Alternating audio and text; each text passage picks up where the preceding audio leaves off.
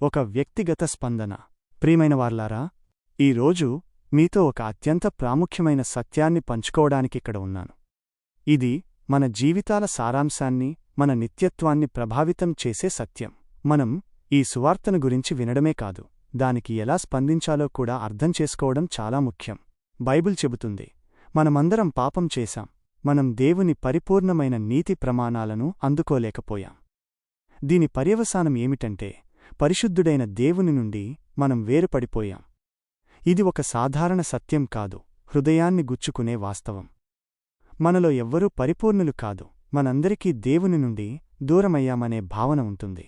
అయితే దేవుడు మన పట్ల అపారమైన కనికరం చూపించాడు. ఆయన మనుష్యునిగా ఈ లోకానికి వచ్చాడు, ఆయనే యేసుక్రీస్తు. మన పాపాలకు ప్రాయశ్చిత్తం చేయడానికి, మన శిక్షను భరించడానికి, ఆయన శిలువపై మేకులతో కొట్టబడడానికి తనను తాను అప్పగించుకున్నాడు. ఇది ఎంత గొప్ప ప్రేమ!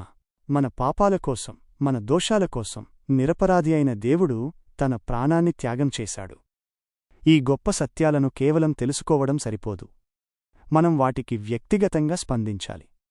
లేఖనాలు ఇలా చెబుతున్నాయి, తన్నెందరంగీకరించిరో వారందరికి, అనగా తన నామమునందు విశ్వాసముంచిన వారికి దేవుని పిల్లలగుటకు ఆయన అధికారమునుగ్రహించెను.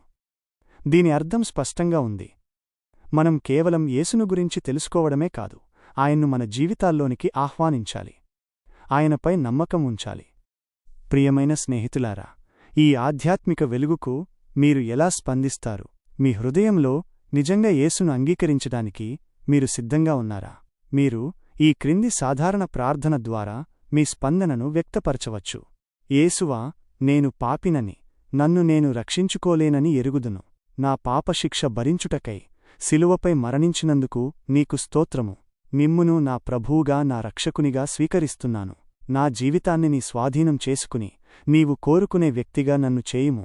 మీరు ఈ ప్రార్థనను నిజాయితీగా, యథార్థంగా ప్రార్థిస్తే యేసుక్రీస్తు మీ జీవితంలోనికి వస్తాడని, నిత్యజీవమనే గొప్ప వరమును మీకిస్తాడని మీరు నిశ్చయముగా తెలుసుకోవచ్చు. ఇది కేవలం ఒక ప్రార్థన కాదు, మీ జీవితానికి ఒక కొత్త ఆరంభం. ఇది దేవునితో ఒక కొత్త సంబంధం. ఈ సువార్త మీకు అర్థమైందని, దీనికి మీరు సానుకూలంగా స్పందిస్తారని నేను ఆశిస్తున్నాను. ఈ ప్రార్థనను మీ హృదయపూర్వకంగా చేయాలని నేను మిమ్మల్ని ఆహ్వానిస్తున్నాను.